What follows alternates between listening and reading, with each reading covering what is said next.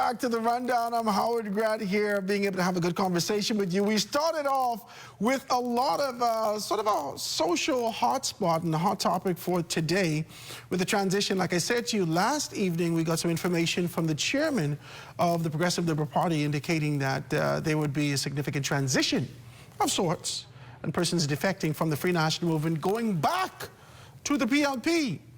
Trying to find out who that particular person was. They tell me who it is, and oh boy, we made some calls, and come to find out it's Karen Shepherd. Karen Shepherd, like I said, if you're just being able to tune in, she was a person who was actually one of the runners.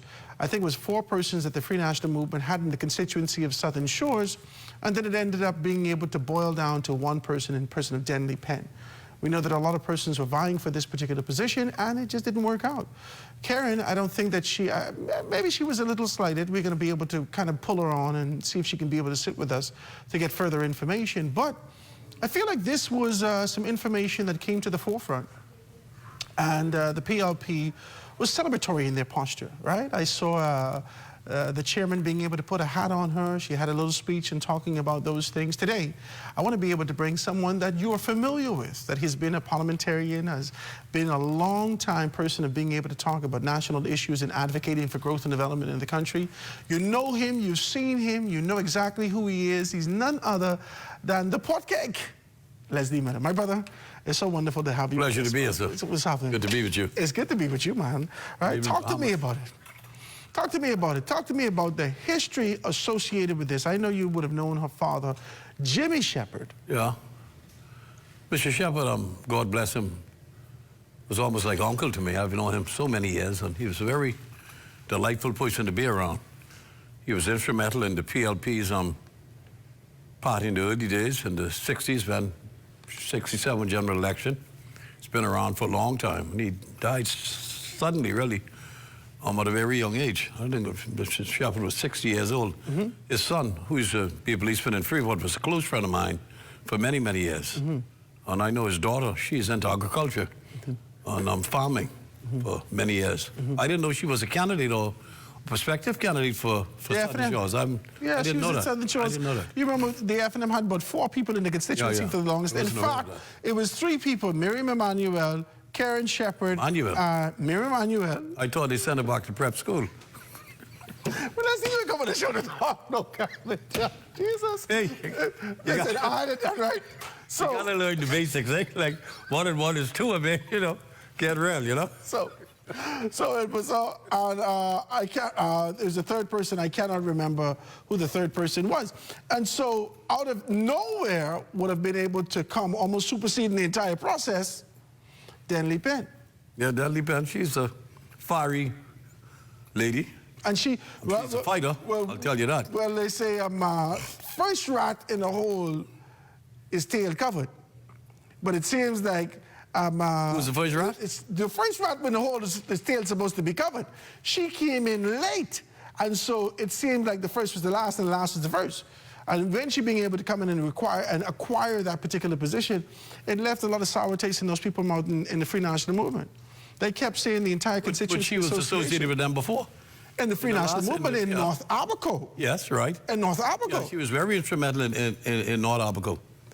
And it was said that she also was trying to be able to do something with the PLP. She was worked with my good friend and brother, Obadiah Wilscombe, and he was minister. She was in his ministry for a while. Yes. We got to know each other. I'll tell you, she was very helpful in assisting us in many things, especially with the burial of persons who couldn't afford a decent funeral. She was instrumental in many ways. I remember this lady who had a son or someone killed through Roscommon. And the Prime Minister, Right Honourable Philip Davis, and I went through there. I took him through there. And she did it for free. She's very, she's a decent Over the years, she's been doing that in terms of giving back in the constituency. Yeah, she has been. Very. So Denley there is some kudos for her and her sort of community give back in those particular areas. But tonight, we want to talk about this sort of defect and this sort of an idea of shifting in the Free National Movement. We would have seen this indifference happen, you and I talked about this already. We would have seen this indifference happen in the constituency of South and Central Eleuthera.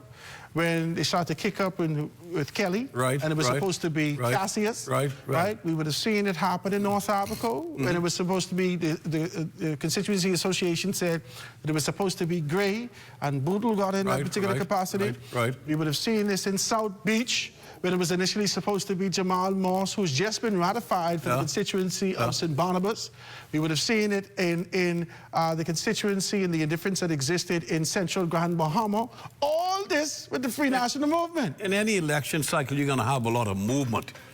You're going to have people who have been vying for a position for a long time and was supposed to be the front runner. And, you know, the leaders mostly tell everybody, you know, you're good and you should make it. And they, straight, man. and far as they can, I'm a show of it, you know. I went through that one time. You get that what I do? Well, only once they could do it to me. That was in 1982. Benson Linden and God bless him, called me to their office at 7 o'clock in the morning, out on Bay Street. I want you to be our man for Blue Hills. So I said, okay. So he opened up headquarters, and I did, and next thing I know... Hold on to the story. Don't go nowhere. I got to take this quick commercial break, ladies and gentlemen. When we get back, we can hear the rest of this story where they tell him, your man didn't tell you? Yeah, man, you straight. We're going to be right back after this right there. I learned that one. Behind every strong economy is a bold entrepreneur, and we're here to support them, island by island. On Long Island, we've helped 77 entrepreneurs turn their dreams into thriving businesses. Through over $1.9 million in approved funding, the SBDC is strengthening Long Island's economy by investing in its leading sectors: fishing, transportation, and agriculture. No matter the island, every business we support strengthens the economy, starting with yours. SBDC, Bahamas. Let's swim Bahamas, bring water hazards to an end. Let's swim Bahamas. Water safety rule number 3.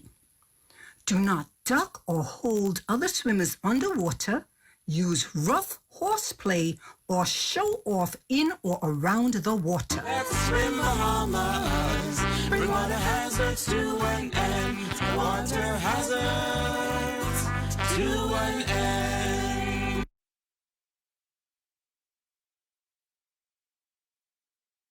As we continue to develop the orange economy of the Bahamas and empower our artists and artisans, we as a government intend to show tangible support. We are therefore requesting our Bahamian artists and artisans to submit images of their handmade, authentically made Bahamian products and prices as we move to produce a live digital booklet with Bahamian-made works.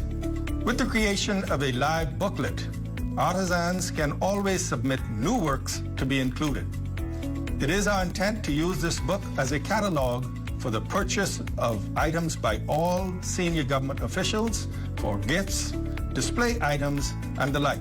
Ministers, permanent secretaries, members of parliament, and ambassadors will be supporting our orange economy by the purchase of items and in sharing this book to the wider global creative community. We are committed to grow and expand the orange economy of the Bahamas.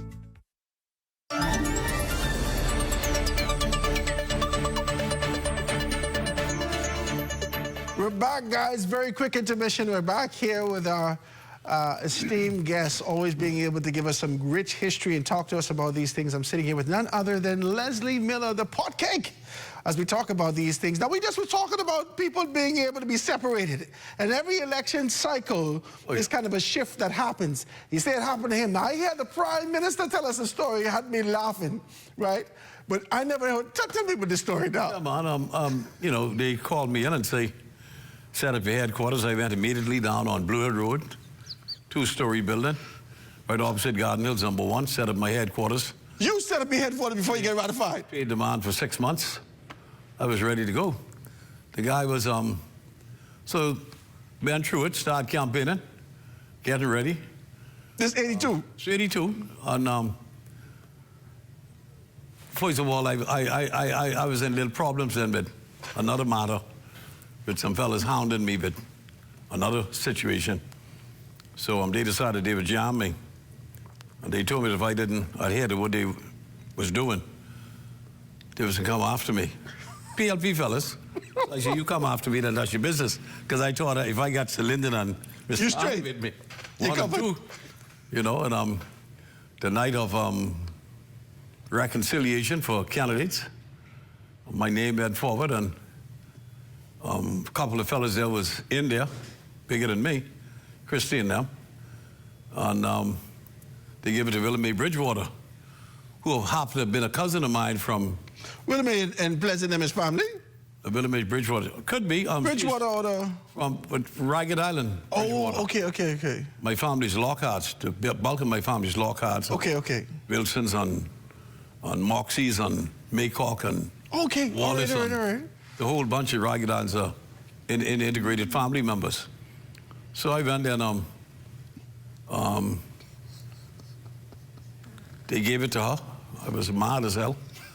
The next Might as well give it a headquarters then. morning, Celine called me again. Here, Mr. Harness, Maybe take this. I said, we need you to come and see us. I went there.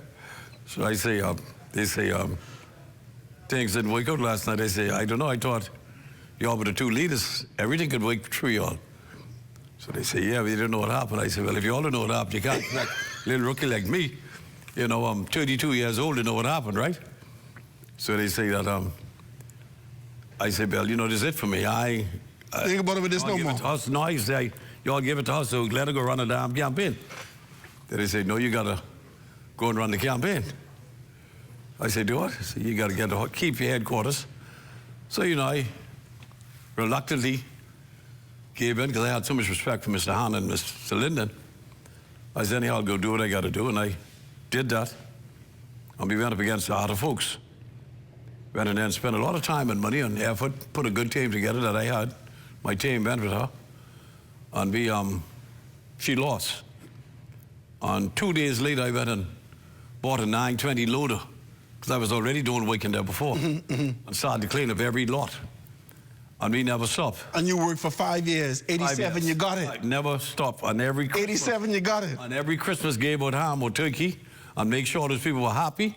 And when they invited me down, This is good information. So what you're telling me is that you don't have to be dismayed. No, Bill, when they invited me down to the meeting now to nominate candidates again, I didn't go. So I got a call from one fellow say, I'm Leslie, so then they say, you're supposed to be here. I say, yeah. I said, well, you know, I'm running in Blue Hills. If you all don't nominate me, I still running and we come in.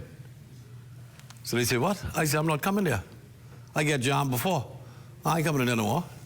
Not for no nomination. And he didn't go. And I was serious as a heart attack. And when So how they nominate you on the floor and you was in there? I didn't have to. I told them I was running. And they know I was running. I called to Linden. I'm just like, I run it. Independent or not? They saw the work that we were doing there with my team. They know you got And I it. say, well, there ain't no stopping us. I don't know if he had it. Because, you know, you have to beat a man like Sahara Folks, who was a known entity. In the afternoon. You know, I mean, you know, I'm 30, 40 years before me. Yeah. But we were determined, and we went to the areas where I know I had to get the support. It was so bad down in Sunset Park 1 and 3 that the week before the election, every time we tried to get into Sunset Park, the gates were blocked to get to this constituency. That's how rough it was. Really? Rough. Really? We went, yes, sir. They were total, absolute anti-PLP. This is a good conversation. And it took me 10 years to bring them over. I go to it In 87. Yeah. Now, you and I didn't talk about 87 before. You and I talk, and everyone knows, all those who pay good attention and are abreast with political, you know, prospects in our country and how things happen. 87 is when the Free National Movement took a shift. Their language shifted. They said, in their minds, Yes. deep within the organization, they said that they believed that they had that election that Yes, year. they did, because when 87. When we had the rally at the sports center, I'll tell you, the F&M had a rally before us on a Thursday night. They had a rally. And they probably had about 50,000 people there. 50,000? Oh, easy. Listen, man, we were scared as hell, all us. When we go on these... How they lose then? We said, it's done. So that morning about 9:30, so Linden called all of us. Say, come down to headquarters. I having a press conference. So we went and they said, Linden, man, Ain't looking good. you look good. He said, no, sir, you all don't understand. I told our supporters to go there. Oh, no. That's what he said. He said on in the press, he said, I told our supporters to go there to make them look good. So I like fat guy say, I said, this man is the best. But that Saturday night, he said, now we having a rally there Saturday night. And he had the rally. How much people show up? Twice as much as what they had. 100,000. I say twice as much. You need to stop. 100,000. I said the place was so packed. I talked with the old sports center. You couldn't get through the gates with so much people. My God. Then I realized, I said, this man is a total absolute genius. So tell me this now. And he said what he had to say. He said, you know, I asked the crowd to come here Thursday. They were here. Now I got them here. And I got them other set, some of them here too. You got everybody here. Yeah, the collection was tough. My You know, God. in fact, only 2 seats changed hands in the 87 election. He said that. Janet Boswick won Yamacraw, and we won Blue Hills. 2 seats. Then tied, that's the first time it ever happened. 2 seats lose and change hands. Well, tell and me 2 new this. candidates. And of course, Yamacraw was a new constituency. And so Lyndon sent his daughter there. And of course, you know, she got beat. And Janet Boswick won. And we took Blue Hills. And the rest is history. What do you feel since 87 election and the hype associated with that, the voter turnout were being large? Oh, 92 voter over 90%. turnout. Voter turnout in 92 was large. 97 voter turnout was large. 2002, when the PLP came back in after the 2 defeats, consecutive defeats by the 202 Free and National, 97. I mean, the voter turnout 92 and was 97. large. Now, simultaneously, something happened. We see the murder rate increase in the country significantly since 2000, and simultaneously, we've seen a significant deduction in persons actually going to vote, right? Over those past 26 years. I don't think the it's been a murder rate has decline. nothing to do with the... No, it ain't nothing to do with it, but I'm Versus saying voting. we see one thing going up, and what the natural aspect of what we expect in terms of people excited to move towards voting, that don't happen no more. So I want to know from you, don't know about that. what is the sentiment? Listen, in the 92 election, first of all, you realize the Right Honorable Hubert Ingram used to be our chairman, eh? I know. We became good friends because he had me in 77, handled Milo Butler campaign, you know? And we became very close friends. And every Monday, I had to report to him what the score was for the week. I would go so.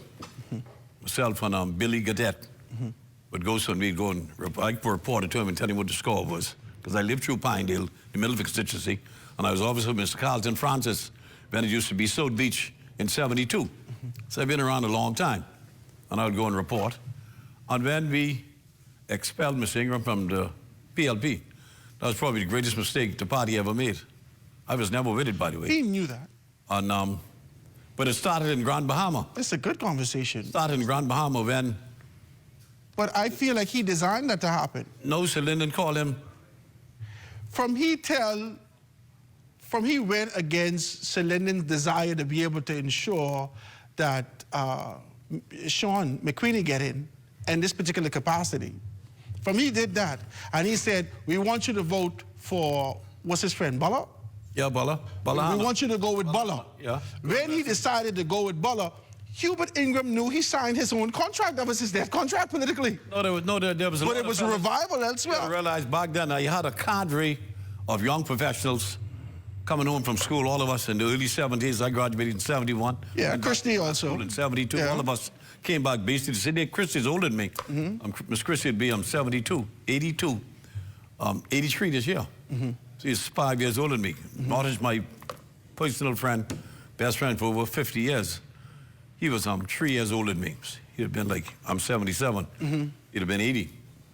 And back then, everybody, young fellas like us, they had taught us, you have to come back to make this contribution. Yes. So all of us... That was the language. Yeah, that was the language. Yeah. Education was it. That was the language. Go and get an education. Everything I read Go and get an said education. that was And you the get a language. scholarship.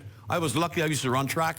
I went to high school in Miami. I was the Florida State champion, the 400 meters, the Miami Herald Track and Field Athlete of the Year. So I had scholarship to about 50 schools in the United States.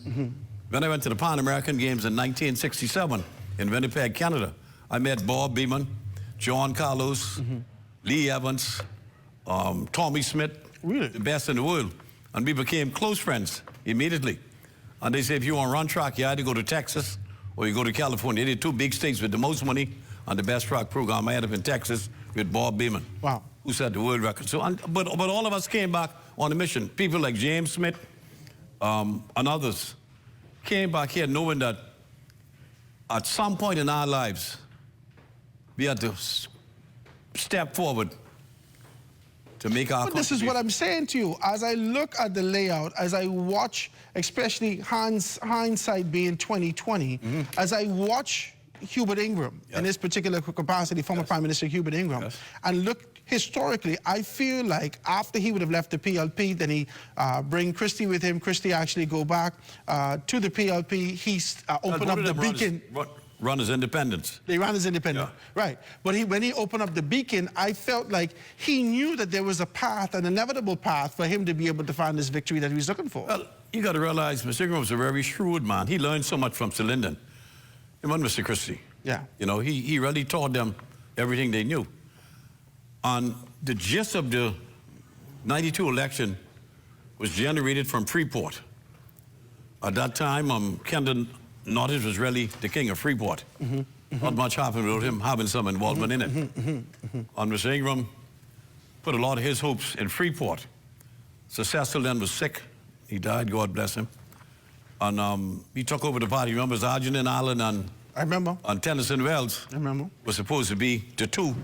Well, I say I remember, but you know, I read this and I hear the stories. They were the two to take on Mr. Ingram. Mr. Ingram was shrewd enough and smart enough that he executed both of them in short order.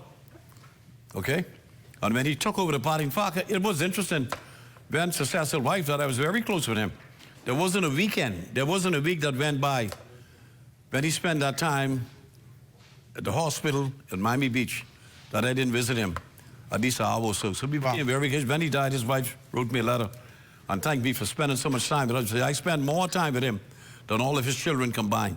Really? Every week I used to go there with him because I really loved him. He was my hero. Him, Sir Lyndon, Sir Cecil, Mr. Hanna, Mr. Francis, who taught me in school, Arlington Butler, who taught me in school. These are my heroes. Edmund Moxie, my cousin, Alfred Maycock, my cousin. These are men I look up to all my life. So I wanted to emulate them and be like them. George Markey. Let me ask you this question. Are you saying to me, despite the fact that there was sort of a defect in Karen going over to the PLP and this sort of a subtle celebration to say that we see that the Free National Movement is eroding, we're not talking about that aspect from the political standpoint. From the individual standpoint, knowing what Jimmy Shepherd would have done, knowing the value that should have been placed on Karen and the legacy that she holds in her DNA and how the FNM should have been able to hold that up, are you saying to me that there is still, because I listen to the stories, there is still hope and opportunity for you to be able to rise and become something significant in this country? Is a savage game, eh? Yeah. It's a game, you live or you die. And you got to decide, I'm going to live and they can die. But it's either them or me. And you got to be tough enough and resilient enough and have the capacity to fight through the maze and get to where you want to go. I see her, she's a decent woman. But I don't understand the big deal if someone leave an organization. I mean, hell, we had them leave us all the time. They come and go. You know, some people don't get a nomination, so they leave. I mean, Arjun and Allen. Arjun and Allen, those fellas, they come and go. Let's talk about that when we get back. And I don't really, I don't pay much attention to it, to be honest, because that has no relation to how people go vote. Zero, zilch. Let's talk about it when we get back. When we get back, we're going to talk about the dynamics of these prospects and concepts and why persons move out and whether or not it's just a psychological thing or if it really has any bearing on persons being able to make this move. Quick break, guys. Going to be right back after this.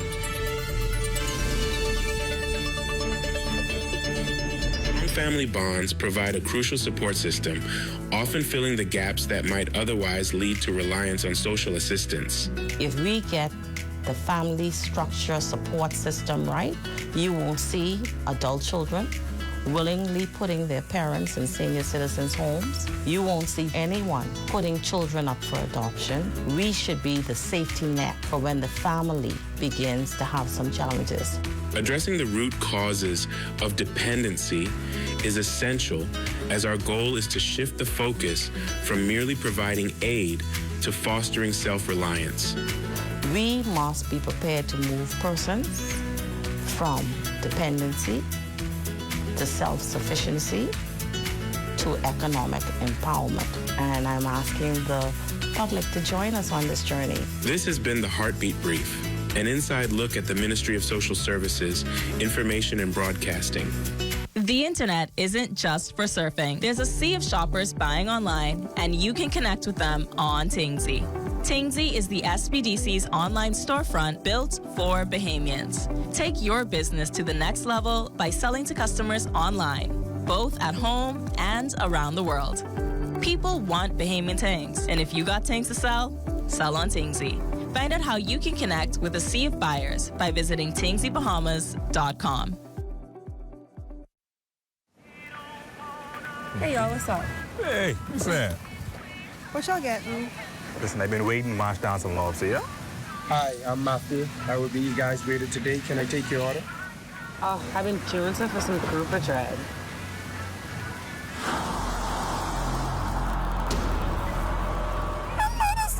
Y'all see this?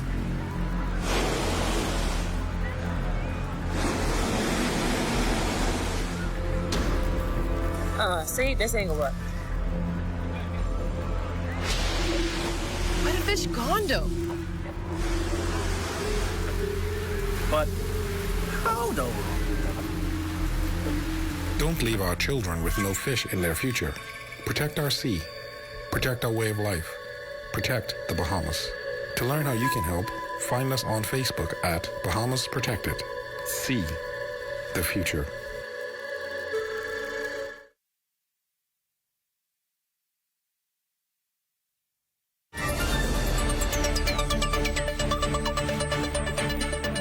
And we're back, ladies and gentlemen. The countdown. I'm here with the pot cake, Leslie Miller, just being able to give us some history and some understanding and trying to be able to find out whether or not this is a psychological concept associated with persons transitioning from one place to another. We see that the Progressive Liberal Party has been able to kind of gravel on this concept and idea that we had Karen Shepherd, and her father was one of the four founders, or the founders of the Free National Movement. The Free National Movement, for all intents and purposes, is being able to fall apart at the seams, right? Karen Shepherd is being able to come back to the PLP. All this is, I don't know whether or not it's optics, I don't know whether or not it's a psychological warfare. What is it? Talk to me, Leslie. Listen, let's be frank. The average Bahamian, as I go door to door, Dave and I, people don't really be concerned about the opposition, you know. Mm-hmm. For the last 30 years in our country, no one has gone too straight except for Mr. Ingram, 92 and 97, and the whole game changed. The average Bahamian is looking at what is going to happen to my family. How do I progress as a Bahamian? And, you know, it's a personal thing. I know, BJ Nottajob used to tell me, Leslie, I see politics in the Bahamas as personal. And sometimes you don't believe you think it's just party. But it's what you can do for me. What are you going to do to advance my cause in my country? How is it going to make life better for my family and me? All of us have aspirations for our children, grandchildren, to be somebody, to earn a good living, to make a contribution, not only to themselves, but by extension to our country. And that's people are concerned with. Coming into parties and leaving parties is a normal thing that I believe have little or no effect. Not that it's somebody of stature. You know, you're talking with people who's never run before, who's never been in parliament before, who's never been a minister before, who's never had a chance to make a contribution. You think the average person concerned with that? I mean, I see them coming to PLP, a couple of them I'd already care for them, and I see them as mercenaries because they would go with the highest bidder. You give them one contract, they're gone. So if they haven't been, they get another contract, they'll be gone again. So I really don't pay no chance. I've been around so long. You see them, you come, and they go. Okay, there's always their own benefits as to why they're there with you this time. Not the party benefits, because you're talking about philosophies. The PLP philosophy is different from the FNM philosophy. Okay? We believe in the poor man. We believe in uplifting. Socialist. The fella from over the hill. The guy from Baintown, McCullough Corner, Wolf Road, East Street, Camp Road, St. James Road. That's what we are about. The FNM, on the other hand, people see them as still being aligned with the UBP, the oligarchs that really destroyed our history. But I see what you did there, but I don't know whether or not... Our grandfathers and great-grandfathers hope of ever... You know about the UBP. Yes. My generation, I born in the 80s, and the generation after me, we don't know the language of what the UBP is, but we could be able to associate the FNM with a party that's always attached to the corporate aspect, attached to financials, attached to a desire to be able to do something from a foreign aspect. And so we see the contrast from there, but a lot of older folks will be able to say, oh, this is the UBP mindset. Well, I don't know. I never was under the UBP. I don't know about that. Listen, it's just a matter of concept as to how you feel. The PLP has always been the party of the downtrodden. The fellow who's down and out. Let me try to uplift him. Make sure he get a home. And we started the home program back in 1968 under the late Sir Clement T. Maynard, the first homes down in Yellow Elder. That was the best thing ever happened to poor black people. They never had a home. You live in those wooden places in McCullough Corner, through Ross Corner, and the Clapboard House, yeah. Clapboard House down in Baintown and all those places. So they were so happy to get a new lease on life. And mind you, what was interesting over the years, as you elevate the poor black Bahamian, they turn on you because they say, I got a mortgage now, I know PLP. But that has happened all over the world. Yeah, that's progress. See, listen. That's progress. When you start to make money, you start to get more liberal. You want to see how you could invest. Yes. How do I retain my money? Where should I put? And so now, this is what's going to happen. Yeah, that's fine. But the PLP also has to develop a that. Huh? The PLP also has to be on track, trend, and develop that. We will move along as they move along. I mean, listen, how many of us in the 60s had a chance to go to college? Think of the Lyndon and those when they went off school in London in the 40s. That was a privilege. Hadley, one of the smartest men. That was a privilege. I mean, you know, but they did it because they know that they had to make us take a stand against those persons who... Most of them stories I hear, the hammer. The fellas going to school and say, I never had a dime. I didn't have nothing. Cecil Wallace used to work for customs, you know. For 5 years, he worked for customs. Him and Sir Lyndon and all of us and them met off at the same time. And they came back here, and they are heroes. I mean, I love them. There's nothing I wouldn't do to preserve their name and the contribution they made. They made me who I am today, along with Mr. Ingram and Mr. Christie, too, and Brave to a certain extent. But, you know, you try to make the next generation better. That's what life is about, giving back. The Bible tells you, uplift someone. You know. Do you think people are shifting from this concept and idea of party politics? Because you and I spoke about this allegiance to those people who would have gotten their first house in Bain and Grandtown. Those people like more recently, you see the PLP being able to give out land papers in Mose Island and in Gambia, so forth and so on. So there's an allegiance for an empowerment that the PLP has done for them. Those people who are in Linden Pendant Estates who could say, well, you know, I get this house from the PLP, but things have shifted over the time. They also say it too. I got this damn mortgage to pay too. He didn't give me no down. In the early days. We appreciate it, but now I got to pay. But a lot of them never had the mortgage up to date. Because some of them really feel that we were giving them a house. And then when you go to ask them, the mortgage come, the mortgage corporation, what's your problem? Say, my man, last year, babe, I did. Give me this house. For the election round the corner, so you can't throw them out. But you got to realize what happened back then, why that happened. No average people who worked for government was able to qualify to begin with. Okay. You know what we used to do? You'll have a fella, I worked for Ministry of Works. My ma worked to the school, cleaning the school. My sister worked to Ministry of Health. Menial job. All us had to go on that to qualify for the house. So 4 people qualified for one house for $60,000. Fine, because you get the land for free. Well, at some point, the sister got married. She gone. That's a quarter to the payment. Gone. Then the fella gone live with the girlfriend. That's 50% gone. Now you're stuck with the whole thing almost. And 2 of them stuck. Your mommy getting old. She retire. Well, your daddy. No income coming in. That's how it happened. Wow. And then you got to decide what to do. The government probably spent about $50 million in the whole process since the Mortgage Corporation was formed back in 1960s. But you had to do it. Wow. Because you were helping to upgrade the people, to show them what life could be like, and to give them an advantage that they never had. Because remember, you all don't understand how it used to be, you know. No, we you wasn't there. I know you wasn't there, but Wait, you got to tell me the story. To forget your history, you can kind of go to the future. That's heavy what you're saying. You got to remember where you come from. Do you That's why I call believe? myself pot cake. Do you believe that the people have forgotten where they come from in terms of their allegiance? Many to of what them. The PLP has done, or even the FNM has done Many to of them, them. and now possibly looking at a better way at independence. You know why I ask you that? We're looking at Kalani, we're looking at North Africa with the possibility with Kai Mills, we're looking at Pine Ridge with the possibility of Frederick Markle Pine, we're looking at these particular spaces.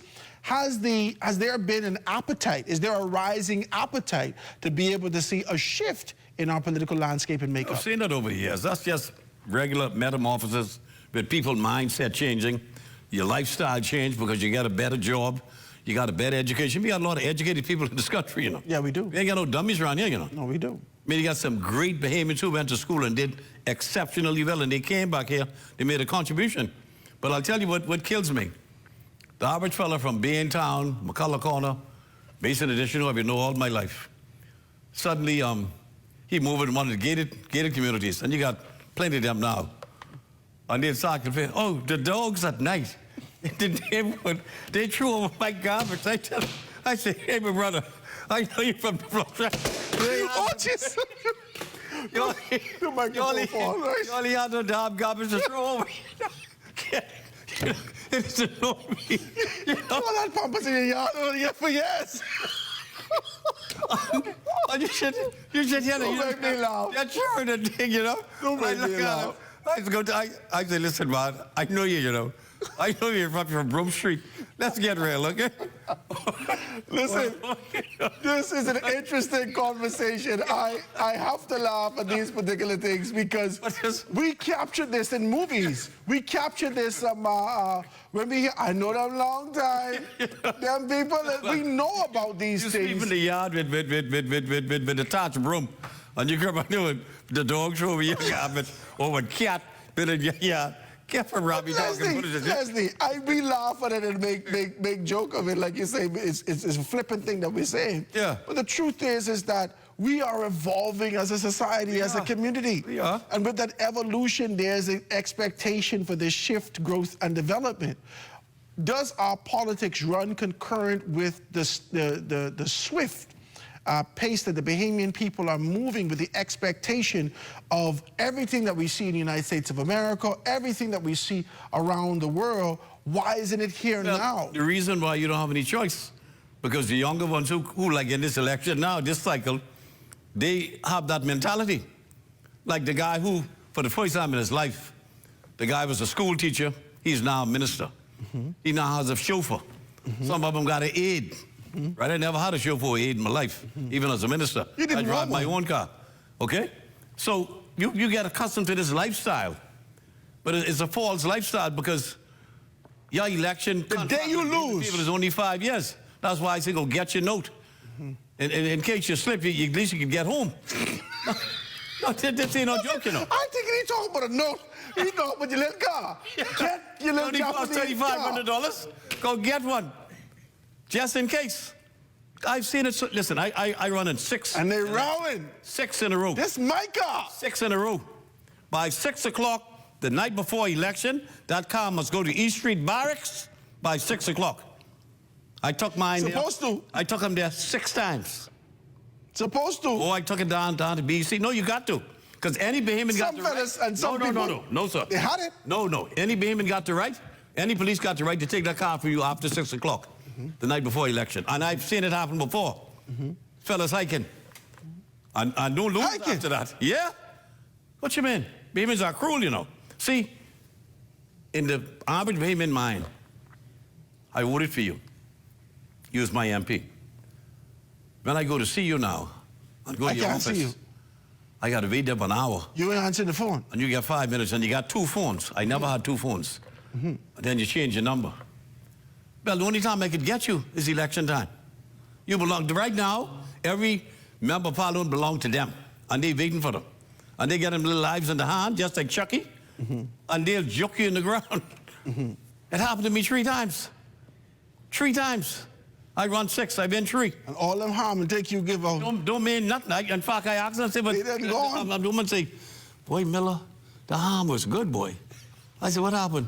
See, I'm so sorry I didn't vote for you, but I wanted to get rid of Christie. I said, Christie's name was not on that damn ballot. Okay? But if they vote for you, they vote for Christie. So, Leslie Miller, give me my vote. But, you know, you laugh at it because what needs to happen?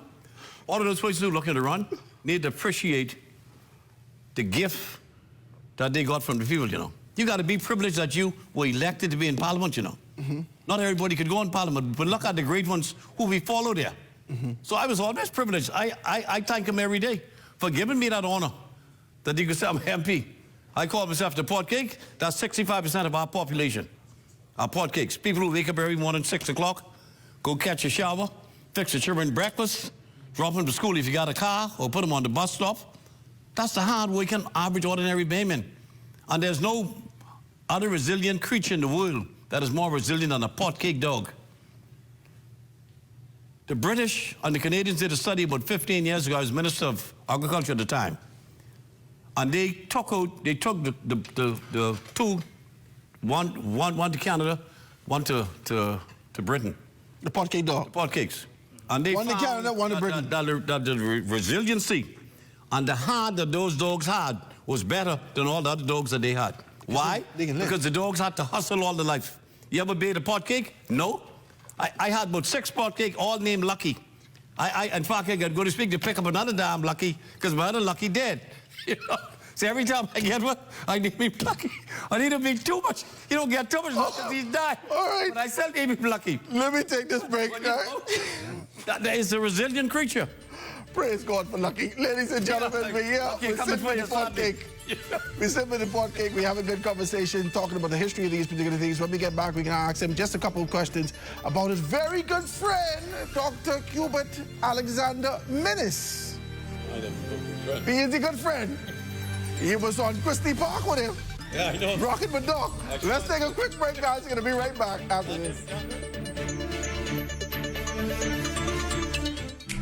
I don't know, but there's all kinds of cars in the parking lot. You ain't even know where to park. Yeah, that's no parking. Look at this way. Like, you ain't get nowhere to go. No parking. That's no parking. No parking. Yeah, that's handicap. No, you can't park in handicap spot. I ain't gonna be that long. I ain't gonna be that long. Handicap spot, boy, what's going on, dog? I tell you we shouldn't park here now. This way parking, man. I tell you we shouldn't park here. No, get one of these things. My bad, big bro. And he got a sticker inside this thing. This mod, though. We gotta move. This is a handicap spot. Let's go. We gotta move. But we gotta move. Don't. We can move right now. Sorry. Be considerate. Don't use disabled parking spaces without a decal in your vehicle. This message is brought to you by the National Commission for Persons with Disabilities.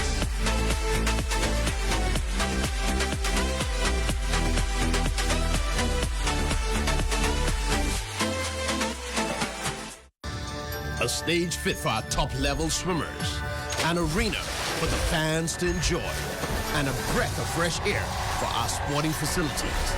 Join us for the groundbreaking ceremony of the new Grand Bahama Aquatic Center, live this Thursday, February 12th at 1 p.m. only on the 7S Network.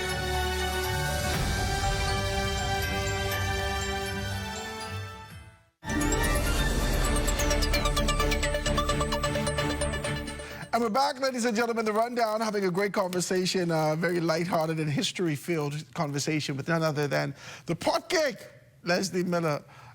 We got to call him Lucky from now on. Yeah, I got to pick him on Lucky. Let's call him Lucky. Let's just call him Lucky from now. I got to pick him another Lucky. Human society. We call him Lucky from now. But let's talk about this now.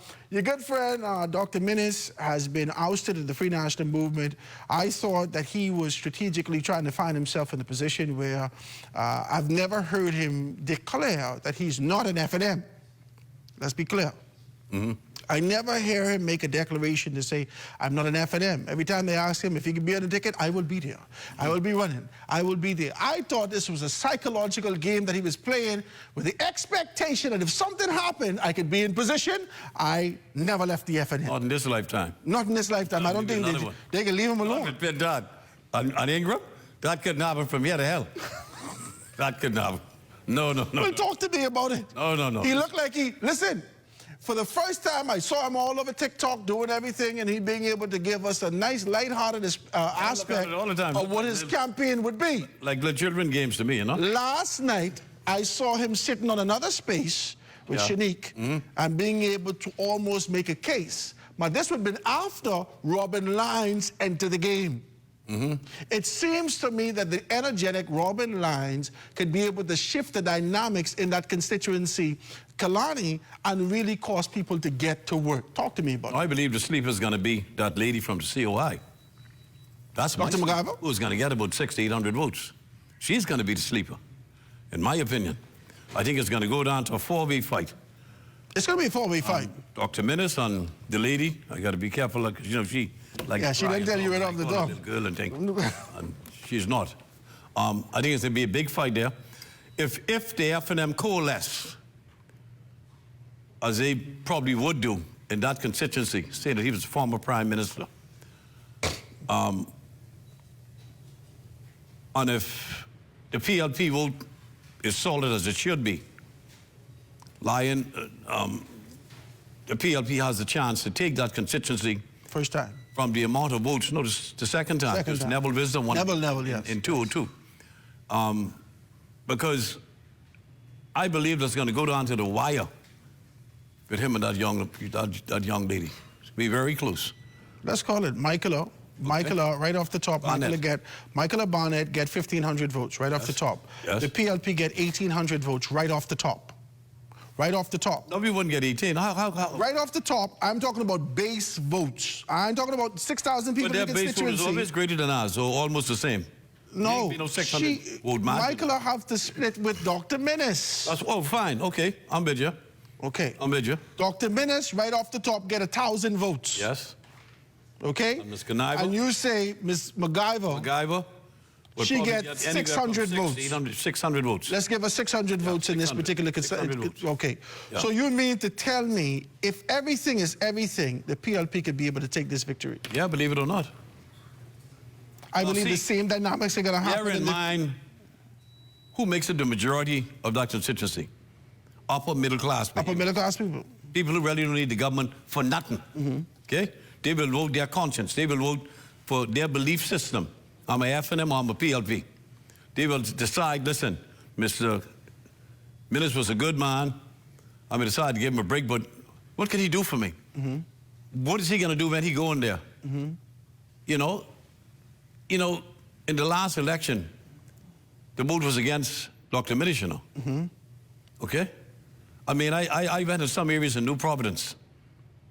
If Dr. Minnis had gone in there, he would have got hurt. Just like the election before that, it was amplified for the former Prime Minister Perry Christie. You know, I didn't even see the finger. I didn't see what happened there. I still haven't seen it. But the last election was about Dr. Minnis and the treatment that Bahamians perceived that they got under his tenure during COVID. Being locked down. And it was rough, that lockdown, very rough. Then you look at the little painted boys getting locked up, the damn fella selling water. Coconut water. I think the biggest mistake he made was when he let them people out Lightfoot Key call him this competent authority crap. This sound like some little country in West Africa, you know. No, I mean, everybody said, what is this thing called the competent authority? What the hell is that?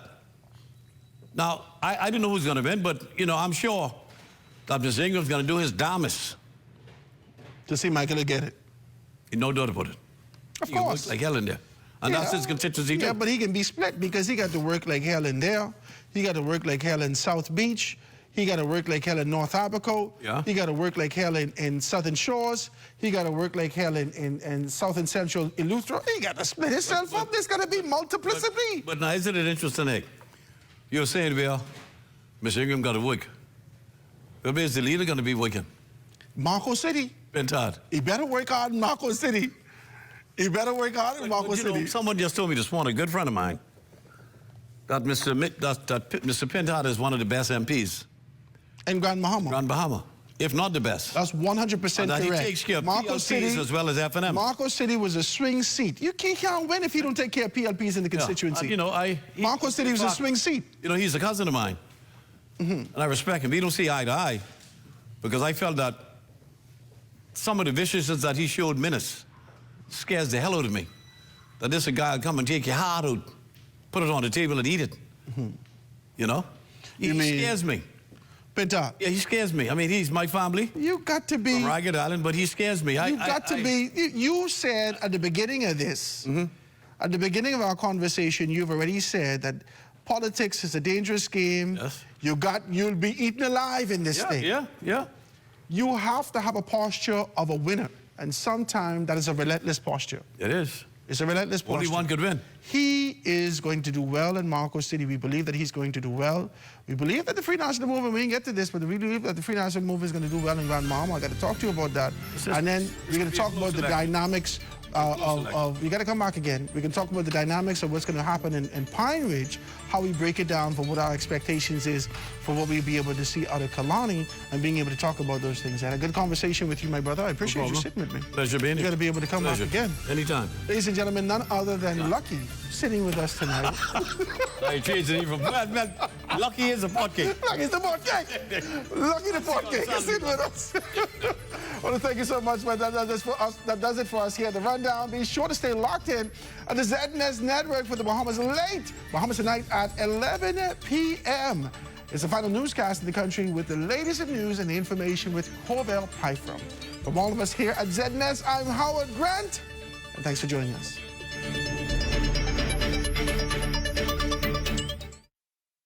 At Fort Montague, I'm Opal Roach. This is ZNS.